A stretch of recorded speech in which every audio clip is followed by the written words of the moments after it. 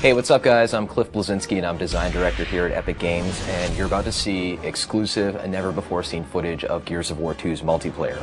Now the first Gears was a success online, everybody plays it, they're still playing it, but we wanted to really take the game to the next level, and we have many more new multiplayer modes, we have new characters, we have new arenas, new execution moves. It's really a whole new game, and I think you're really going to like it, so let's check it out.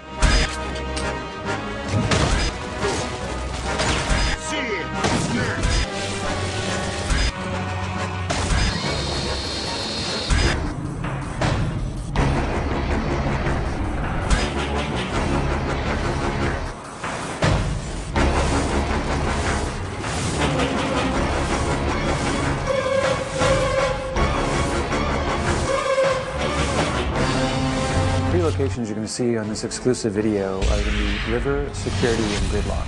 And so the thing that's really interesting about them is that two of them are brand new, and one is a reimagining of the Gears 1 map, Gridlock, which is sort of the baseline for all Gears maps.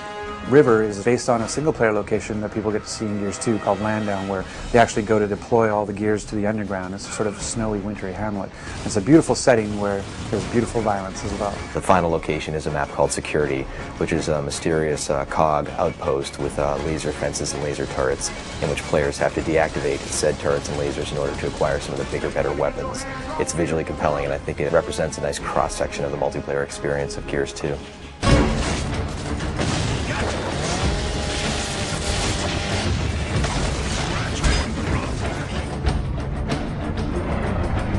For Gears of War 2 multiplayer, there's a bunch of new things, and one of the biggest ones actually is that we've increased the player count. So we wanted to make Gears 2 multiplayer bigger, better, and more badass. One of the easiest primary ways we could do that, bang for buck, is to go to 5-on-5.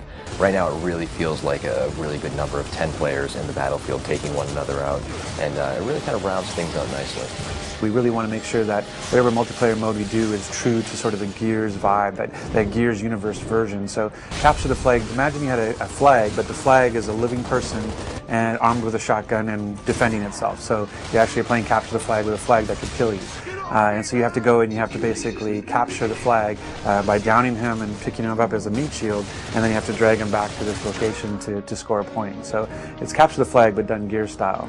So another mode that we're showing is again sort of a reimagining of a known style, which is the Wingman, where it's you and a partner playing against everybody else. We used to call it 2v2, v2, v2, v2. The fact that Gears is really all about co-op, it didn't feel right to have this sort of just last man standing kind of gameplay.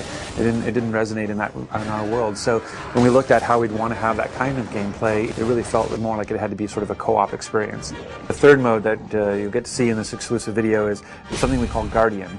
And really what it is, it's Assassination 2.0, where Assassination was a mode we had in Gears 1, and that we actually fixed it or tweaked it a little bit in a title update to try to make it more fun.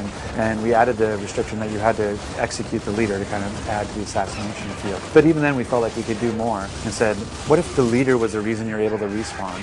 So as long as the leader is alive, your teammates can respawn, but as soon as the leader dies, then it's basically like Warzone. As soon as you die, you're out. By just making that simple little change, we were able to kind of create this whole new sort of feel to Guardian.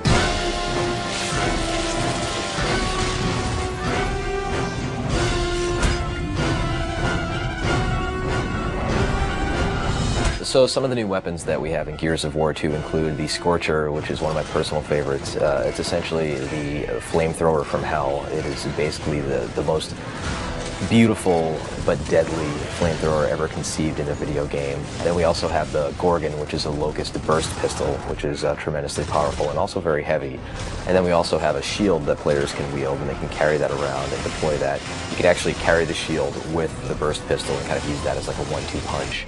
And then we have a poison grenade that players can use for area of denial in order to kind of throw this nasty, noxious cloud out. So in Gears of War 1, we had the ability of using a grenade for grenade tagging. So we found that it would be more interesting to actually take that idea of grenade tagging an opponent and actually apply it to the environment. So now you can actually take any of our 3 grenades, the poison grenade, the smoke grenade, or the frag grenade, and you can actually attach it to a wall.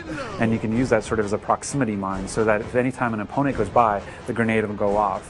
One of the cool things in Gears 2 doing now as well is we added this concussive force to a smoke grenade. So you can actually knock somebody down and disorient them briefly with a smoke grenade. It's a great new addition to the gameplay. One of the features of Gears of War 2 is this idea of portable cover.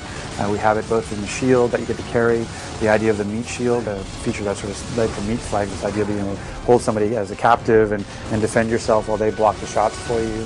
One of the big things about Gears 2 is just not just relying on a static cover that's already placed in the world, but being able to carry cover with you and move with cover as it moves through the level. So in the first Gears, the chainsaw, the Lancer, was a wonderful weapon, and players would cut each other up and had a great time doing it. But we never really got into the whole idea of if two players came at each other with a chainsaw, what would happen. It was essentially random who won. And now we're answering that question in the sequel, whereas players will lock onto each other and engage in this life or death struggle with sparks flying and the light flickering, and they're grunting and they're pushing, and players are mashing the button, and within 3 seconds one player will wind up winning and cutting the other guy in half. And it's this tremendously memorable moment to see these two soldiers, these two huge warriors dueling on the battlefield with these weapons.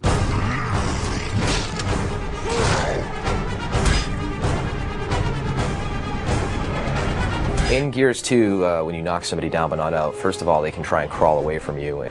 But if you do happen to get a hold of your enemy, you can first take them hostage, which is called meatbagging them, so you're kind of holding them as a human hostage, human shield.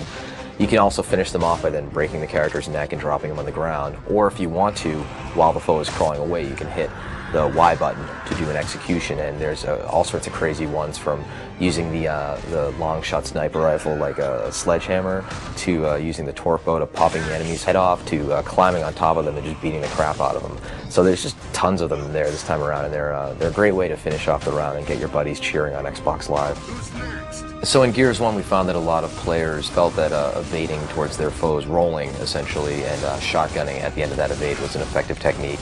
And that really wasn't the game that we envisioned, so we hooked in this idea of stopping power, whereas players get shot and actually will slow down progressively with more bullets, so that players can no longer just run blindly at each other, gladiator style. They actually have to be a little bit more tricky and use the cover system and flank and deal with suppressing fire from their buddies in order to really earn their kills this time around.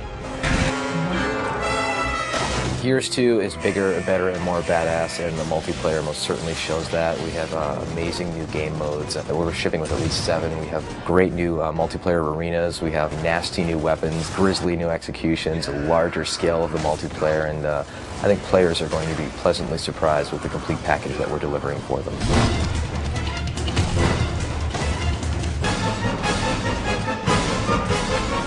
Thanks for checking out this exclusive look at Gears of War 2's new multiplayer features. Looking forward to seeing you guys this winter on Xbox Live.